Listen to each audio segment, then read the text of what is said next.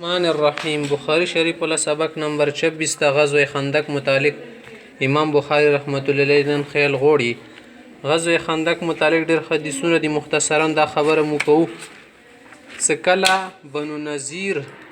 قبیله د یهودي وا قبیله وا د مدینې نه وبسل شو خیبر علاقې کې ابود شو نو دوی د سازش ولا مقابله ډیره میلو شوله دی سازش کې هغه د مکی ولا سردارونو ته رغلو د خپل سردارونو حیی بن اخطب کانان بن ربیع د شینور کا سونو غوی رغلو مکی ولا خال کې د پیغمبر څخه خلاف یو بهار کړلو او قسمونه وغیرہ نو وختلو سمودي خیبر علاقې ولا کومي کجوري کېږي نخلستان هغه کې نیمه کجوري متوسط تدیر کو خو مسره جنگ کې تیار شي سدي پیغمبر علی السلام خلاف مو جنگ کو دي کسونه خلاف ناغاو سره تیار شو هم د شیطا د بنو غطفان قبیله ځون سره تیار کړله نور ډېرې قبیلې سره کې ځون سره تیار کې تقریبا لاس زره پر لخکاری تیار کړلو او د کې قریش ولا صرف 4000 کسونو د نور د نورو علاقو ولو دا وکاسونو پیغمبر علیه الصلاۃ والسلام خلاف په یوځ باندې حل ویاله راتلو پیغمبر سم ته خبر ورسېدو سلاس زره لخکار د کافر مو خلاف جنگیدل غوړي نو صحابه سره پیغمبر علیه السلام مشوره وکړه چې د لپاره څه تیاری وکړل شي سلمان فارسی رزنده د فارس ایران علاقې وو دا رغلو په ایران علاقې کې خلکو د جنگ د لپاره یو دغه طریقه هم وځ خندق به وتکنلو هغه مشوره دایر کړه یا رسول الله د لپاره د خندق وکنلې شي په عرب علاقې کې د دې خبرې مخکې مشورتیا نه و مدینه کې درې طرفه کجوري مجوري ونی وغزنه حمله دومره مشکل نه و یعنی نه کې د لونه ځون بچ کوله سونو کورونا ډیرو خدایو طرف خلی او شامل کې طرف ته مغل دا خندق به وکنلې شولو لاسو کسونو باندې لاس غازې تقسیم کړي او صدا به تو سوایو 15 غازې غوپ والو او دسې لګ بچ کولو پلان به ول شوګر باندې ټوپ نه کړلې شي تقریبا شو درنیم میله دا خندق والو پندي خندق کې صحابه حضرات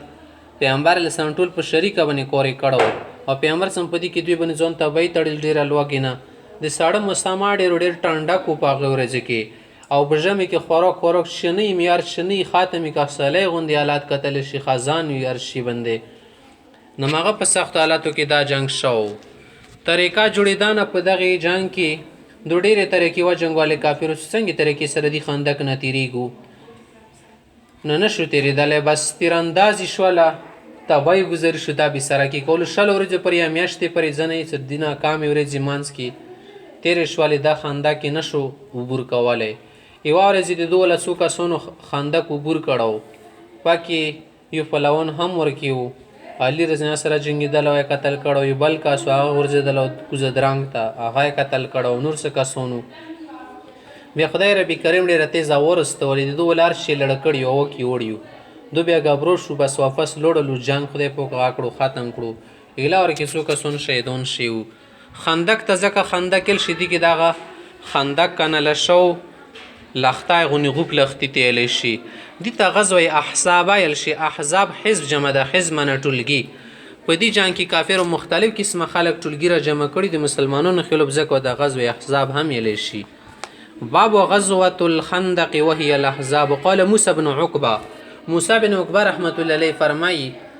كانت في شوال سنه 4 دا په شوال میاشت کې شی او څلورم هجری باندې وبي قال حدثنا يعقوب بن ابراهيم قال حدثنا يحيى بن سعيد عن عبد الله قال اخبرني نافع عن ابن عمر ان النبي صلى الله عليه وسلم عرضه يوم احد وهو ابن 14 ابن عمر سے پیغمبر اسلام ته غزوه احد کې پیش شو سزا جنگ ته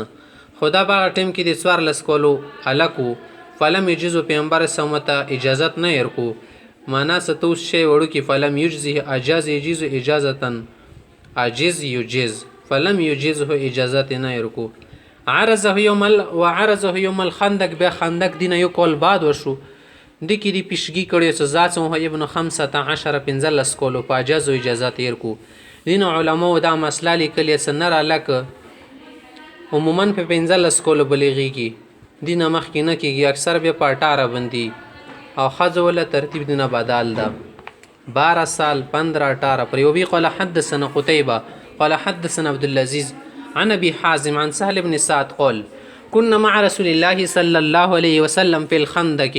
د سمو خندق کې پیغمبر علیه السلام سره ورسره وهم یحفرون هغه به د خاټې کانالې ونحن ننقل التراب على اکتادنا مو به په والو باندې د خاټې وړلې فقال رسول الله صلی الله علیه وسلم پیغمبر سم دا ډیر یلو اللهم لا عيش عيش الاخره فاغفر المهاجرين والانصار خدای پاک ژوند خو د اخرت ژوند د دنیا سره ژوند ده مهاجرین انصار ټول ته مغفرت و فرمایي وبه قال حدثنا عبد الله بن محمد قال حدثنا معاوية بن عمر قال حدثنا ابو اسحاق عن حميد سمعت انس يقول خرج رسول الله صلى الله عليه وسلم الى الخندق خندق طرف پیغمبر اسلام لاړو فیضل مهاجرون والانصار يحفرون في غدات بارده انصار شو مهاجرین نظر شو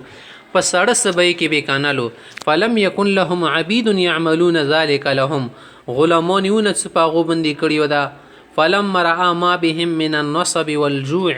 کله پیغمبر سندې دو ستړي او لګه وکتل قال دا ټکی بیلو اللهم ان العيش عيش الاخره فاغفر الانصار والمهاجره اے الله ژوند خو د اخرت ته دنیا خاصی و نقشه غوندې ده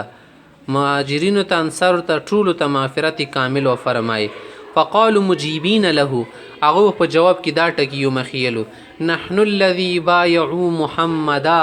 على الجهاد ما بقينا ابدا مو کسونی مو پیغمبر علی السلام سره بیعت کړي په جهاد باندې سو پر ژوندیو د دې ملګرتیا وکړو د سره مو دار دین او هیڅ کله ورستکی ګنه هر میدان ته مو تیاریو وبه قال حدثنا ابو معمر قال حدثنا عبد الوارث عن عبد العزيز عن انس قال جعل المهاجرون والانصار يحفرون الخندق مهاجرين انصار بخندق كانوا حول المدينه مدينه غير شابر وينقلون التراب خاطب ورد على متون بمليو بندي وهم يقولون دا بيوم خيلو نحن الذي بايعوا محمدا على الجهاد ما بقينا ابدا قال يقول النبي صلى الله عليه وسلم وهو يجيبهم پیغمبر سمبدس یلو اللهم ان لا خير الا خير الاخره فبارك في الانصار والمهاجره قال ويتون بملء كفي من الشعير الى دولو ستالي برابر بو تربه شیر کول شي فيصنع لهم باهاله سنخه واز دي سره وتملو کړل شاندا بو ته خال شتو زو بین دل قومي دو ته کی دول شاندا به خړل والقوم جياع ټول بچو ولګي الات کیو وهي بشعه في الحلق د کوم مړې ودا به د سیال کې سینه ترې دله بابر صبر و نب ترې دله کا پیاس ولا هاريخ منتن اواز د بر کې وختینه چوله هغه دی واجنه زایکا خوان بیا سینه